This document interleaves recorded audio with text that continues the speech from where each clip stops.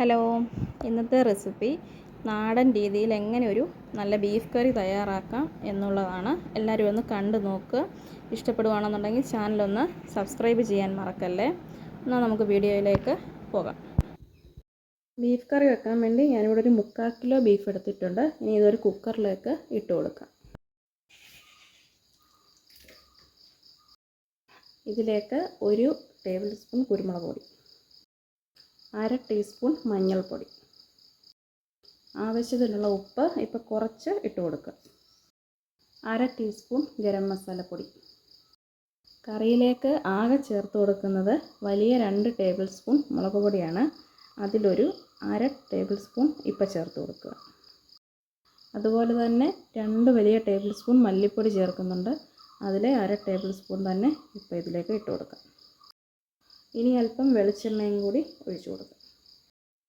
കൈ കൊണ്ട് തന്നെ നന്നായിട്ട് ഇളക്കി മിക്സ് ചെയ്ത് നന്നായിട്ട് ഇറച്ചിക്കകത്ത് ഈ മസാലയെല്ലാം തേച്ച് പിടിപ്പിക്കുക.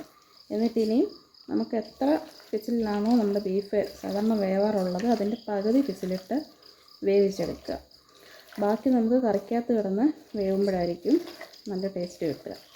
ഞാനിപ്പോൾ ഇവിടെ 4 വിസിൽ വെച്ച് വേവിക്കാനാണ്. 1/2 ഗ്ലാസ് വെള്ളവും കൂടി ഒഴിച്ചു കൊടുക്കും. ഇനി നമുക്കിതിൻ്റെ ഉള്ളിയൊക്കെ ഒന്ന് വഴറ്റിയെടുക്കാം. അതിനുവേണ്ടി കുറച്ച് വെളിച്ചെണ്ണ ഒഴിച്ചു കൊടുക്കുക. വെളിച്ചെണ്ണ തന്നെ എടുക്കാൻ നോക്കുക. വെളിച്ചെണ്ണ ചൂടായി വരുമ്പം 1/2 ടീസ്പൂൺ കടുക് ചേർത്ത് കൊടുക്കുക. കടുക് പൊട്ടിക്കഴിഞ്ഞാൽ കുറച്ച് തേങ്ങാക്കൊത്ത് ചെറുതായിട്ട് അരിഞ്ഞ് വെച്ചിരിക്കുന്നത് ചേർത്ത് കൊടുക്കുക. കുറച്ച് കറിവേപ്പില ചേർത്ത് കൊടുക്കുക. തേങ്ങാക്കൊത്തിന് ചെറുതായിട്ടൊന്ന് ചുമക്കുന്നത് വരെ ഒന്ന് മൂപ്പിച്ചെടുക്കുക. ഒരുപാട് കറുത്ത് പോരുത്, ജസ്റ്റ് രണ്ടൊന്ന് ചെറുതായിട്ടൊന്ന് ചുമക്കുന്നുണ്ട്. ഈ ഒരു പരുവായി കഴിയുമ്പോൾ ഇതിലേക്ക് ഞാനൊരു 250 ഗ്രാം കൊച്ചുള്ളി ചെറുതായിട്ട് അരിഞ്ഞ് വെച്ചിട്ടുണ്ട്. അത് ചേർത്ത് കൊടുക്കുക. ബീഫ് കറിയൊക്കെ വെക്കുമ്പോൾ നമ്മൾ കൊച്ചുള്ളി തന്നെ ഉപയോഗിക്കാൻ നോക്കുക. കൊച്ചുള്ളി ഇല്ലെങ്കിൽ കുറച്ച് കൊച്ചുള്ളി സവാളയും കൂടിയാണെങ്കിൽ എടുക്കുക. ഒരു സവാള ഇങ്ങനെ ചെറുതായിട്ട് അരിഞ്ഞ് വെച്ചിട്ടുണ്ട്, അതും കൂടി ചേർത്ത് കൊടുക്കുന്നുണ്ട്. സവാള വഴരാൻ ആവശ്യമായ ഉപ്പും ചേർത്ത് കൊടുക്കുക. ഇനി ഇത് നന്നായിട്ട് എണ്ണയ്ക്കകത്തിട്ട് വഴറ്റിയെടുക്കുക. ഇനി ഇതിലേക്ക് 1 കുടം വെളുത്തുള്ളിയും ഒരു 4 പച്ചമുളകും ഒരു ചെറിയ കഷ്ണം ഇഞ്ചിയും കൂടെ ഞാൻ ചതച്ച് വെച്ചിട്ടുണ്ട്, അത് ചേർത്ത് കൊടുക്കുക. ഉള്ളി കുറച്ച് വഴന്ന് കഴിയുമ്പോൾ ഒരു തക്കാളി ഞാൻ അരിഞ്ഞ് വെച്ചിട്ടുണ്ട്, അതും കൂടി ചേർത്ത് കൊടുക്കുക. ഉള്ളിയും തക്കാളിയൊക്കെ നന്നായിട്ട് വഴന്നിട്ടുണ്ട്. ഇനി നമ്മൾ നേരത്തെ എടുത്ത് വെച്ച 2 സ്പൂൺ മുളക് പൊടിയിൽ നിന്ന് 1/2 സ്പൂൺ എടുത്തില്ലേ, ബാക്കി 1/2 സ്പൂൺ മുളക് പൊടി ചേർത്ത് കൊടുക്കുക. 1/2 സ്പൂൺ മല്ലിപ്പൊടി ചേർത്ത് കൊടുക്കുക. ചെറിയ തീയിലിട്ട് ഈ പൊടിയുടെ പച്ചമണം പോകുന്നത് വരെ നന്നായിട്ടൊന്ന് മൂപ്പിച്ചെടുക്കുക. നന്നായിട്ട് പച്ചമണം പോകണം മുളക് പൊടിയുടെയും മല്ലിപ്പൊടിയുടെയും. പൊടി ഇപ്പം നന്നായിട്ട് പച്ചമണമൊക്കെ പോയി മൂത്തിട്ടുണ്ട്. നമ്മൾ ആദ്യം മഞ്ഞൾപ്പൊടിയും കുരുമുളക് പൊടിയും ആവശ്യത്തിന് ഇട്ട് കൊടുത്തിട്ടുണ്ട്, അതുകൊണ്ടാണ് ഈ സമയം ചേർത്ത് കൊടുക്കാത്തത്. ഇനി ഇതിലേക്ക് നമുക്ക് നല്ല തിളച്ച ചൂടുവെള്ളം 2 കപ്പ് ഒഴിച്ചു കൊടുക്കാം.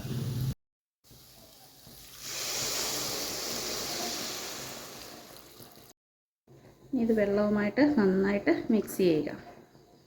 ഇനി ഇതിലേക്ക് നമ്മൾ പകുതി വേവിച്ച് വെച്ചിരിക്കുന്ന ബീഫ് ചേർത്ത് കൊടുക്കാം.